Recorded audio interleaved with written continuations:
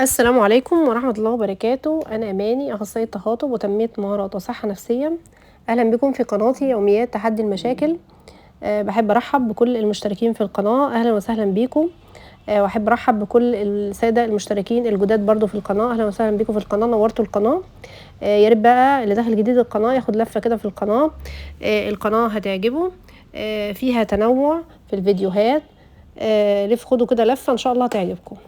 النهاردة فكرة الفيديو بتتكلم عن نصائح للمتزوجين. الجزء الأول هنعملها مجموعة أجزاء لأن الفيديو هيبقى طويل جدا عليكم وهيبقى كتير قوي عليكم، فاحنا هنعملها على أجزاء على كذا فيديو. أول حاجة، أول نصيحة هي حسن الاستماع. يعني إيه حسن الاستماع؟ يعني اسمع شريك حياتك باهتمام. يعني إزاي برضو أسمعه باهتمام؟ يعني لما أجي أسمع شريك حياتي يبقى فيه تواصل بصري. بلاش كده تبقى بتكلم شريك حياتك وانت مشغول في التليفون أو بتكلم حد على الواتساب. بلاش الاستهزاء بالكلام كمان، بلاش ضحكة السخرية واحنا بنكلم شريك حياتنا. بلاش يكون شريك حياتنا بيكلمك وانت أصلا مش مهتم، ودي وشك الناحية التانية، بتكلم حد تاني، بتكلم حد على الفيس. طبعا كل ده كلام غلط، ده موضوع بيجيب مشاكل وموضوع مزعج جدا. النصيحة التانية التعبير عن المشاعر. لو في حاجة عجباك في شريك حياتك قول له كده بصراحة. قول له مثلا انت دخلت البيت تلاقي مثلا شكل البيت عجبك او شكلها عجبك، تقول لها كده وتوضح لها بصراحة ان اللي هي عملته ده كويس او عجبك، وتقول لها مثلا ان هي مهتمية بنفسها، توضح لها كده، تقول لها كده كلام واضح وصريح وكلام حلو ان اللي هي عاملاه ده عجبك. ليه بقى؟ لان الكلام الحلو غذاء روحي. غذاء روحي يعني من ضمن الحاجات اللي بتدينا طاقة هو الكلام الحلو. لو طيب شريك الحياة ده لو متضايق من حاجة يقولها برضو بصراحة، بلاش كده لف ودوران، بلاش حكاية الصمت دي. قول له انا متضايق من كذا وكذا وكذا وكذا، ونفسي في كذا كذا كذا، عايز كذا كذا، لو تقدر تعمل كذا يبقى كتر خيرك، يبقى جزاك الله خيرا. بلاش بقى نسكت ونراكم المواقف ونقول احنا كده ونقعد بقى نعد مواقف فوق بعضها. المواقف اللي فوق بعضها دي وبنقعد نراكمها بتعمل كبت للمواقف، وبعد كده بيحصل انفجار مع اي مشكلة تانية جديدة.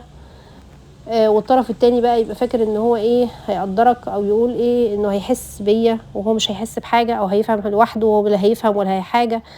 ده تصرف غلط وتفكير غلط. الصح بقى انك تقول له اول باول، اول باول المواقف اللي مش عاجباك او المواقف اللي مزعلاك او المواقف اللي مضايقاك، اول باول كده نصارح شريك حياتنا بالحاجة اللي مزعلانا.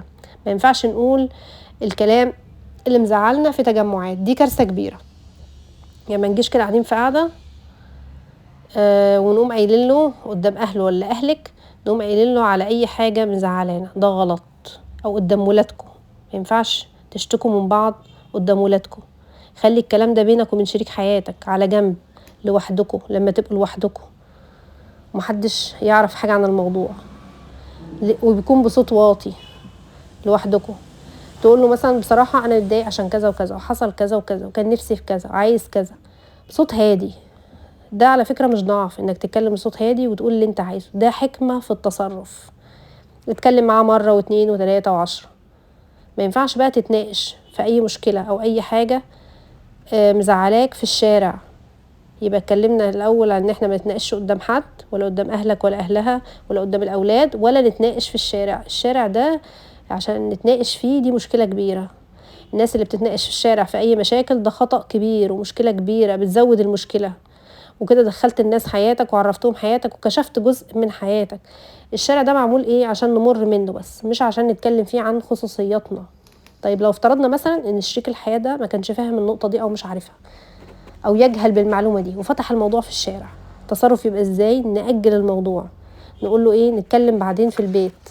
يعني نأجل الموضوع، نأجل الحديث للبيت.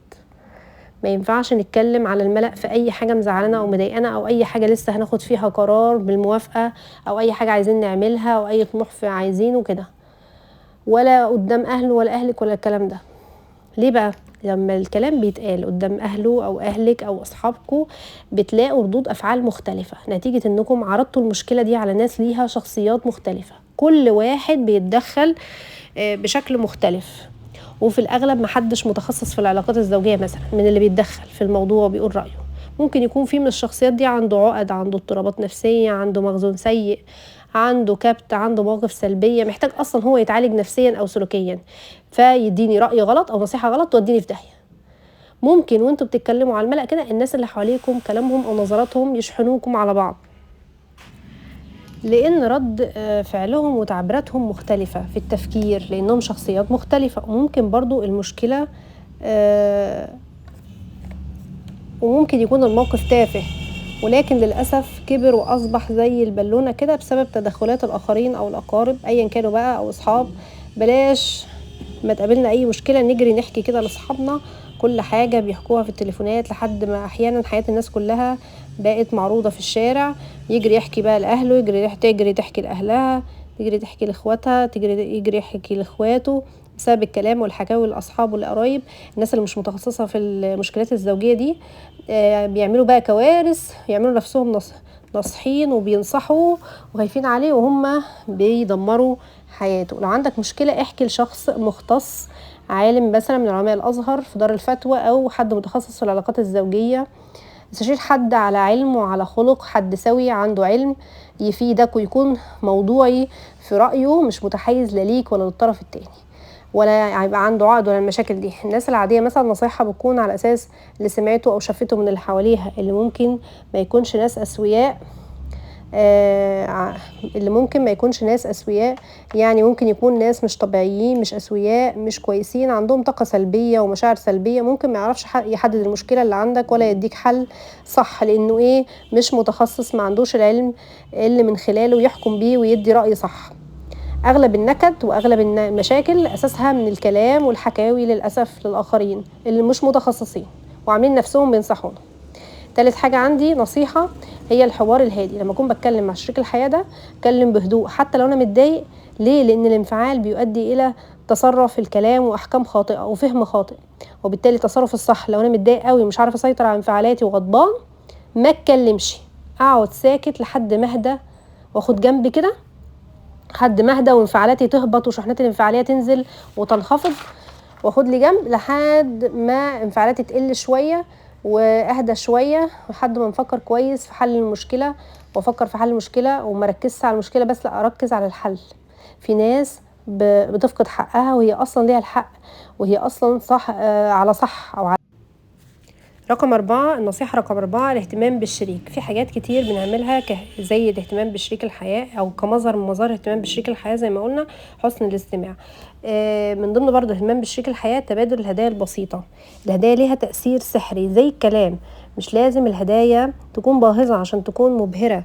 المهم ان شريك حياتك ده انه افتكرك اصلا، او افتكر المناسبه تخصك واهتم بيك وجاب لك هديه. كل واحد بيشتري على قدر ظروفه، زي ما الرسول قال تهادوا تحابوا. في نقطه بقى مهمه لازم نفهمها في موضوع الهدايا ده. هادي الشريك من وجهه نظره هو، يعني الحاجه اللي بيحبها هو، الحاجه اللي هو محتاجها هو، مش من وجهة نظرك انت اللي بتهادي، مش الحاجه اللي انت مقتنع بيها انت علشان هو يستعملها. هو اللي هيستعمل الحاجة مش حضرتك. مثلا شريك حياتك بيحب الخروج، بيحب الورد، بيحب اللبس، بيحب الفلوس. في ناس ما بتحبش الهدايا، عايزة فلوس، اديها فلوس. اي شيء معين تهدي بيه مش لازم انت تكون مقتنع بيه، الحاجة اللي هو مقتنع بيها. بعد كده عندي الشكر والتقدير. اي حاجة بذل فيها مجهود الشريك المفروض ان الطرف الاخر او الشريك التاني يشكره عليها ويقول له كده كلام حلو وكلام واضح وصريح. الشكر والتقدير كده بيكون واضح وصريح في جمل واضحة، شكرا على كذا، شكرا كذا. وطبعا بعد كلمة شكرا نقول كلمة حلوة، وبعدين نقول الحاجة اللي احنا نشكره عليها. مثلا شكرا على اهتمامك بالبيت، شكرا على نظافة البيت، شكرا على اهتمت بشكلك، شكرا على كل حاجة في كل موقف. اهتمت بالاكل، اهتمت بالبيت، اهتمت بالاولاد، تقول لها كده شكرا على كل المواقف اللي عملتها كويسة، شكرا على الهدية اللي جبتها لي، شكرا على اي حاجة هو عملها. شكر والتقدير ده من الحاجات المهمة اللي بتقوي العلاقة وتخليها جميلة كده، زي بالظبط شكل التورته اللي بتكون بتزينها من غير الزينة دي اللي هي بتبقى الكلام الحلو والهدايا. يا ريت بقى لو عجبكم الفيديو اعملوا لايك للفيديو، واشتركوا في القناه، واكتبوا لي كده كومنت حلو في التعليقات. يا ريت بقى اللي داخل الجديد القناه ياخد كده لفه في القناه. ان شاء الله قناه تعجبكم، فيها فيديوهات متنوعه، في فيديوهات عن التوفير، في فيديوهات عن الميزانيه، في فيديوهات عن الصحه النفسيه، في فيديوهات عن كازيون، عروض كازيون، احدث العروض عروض كازيون في الفيديوهات الشورتس. خدوا كده لفه في القناه هتعجبكم وهتنال اعجابكم ان شاء الله.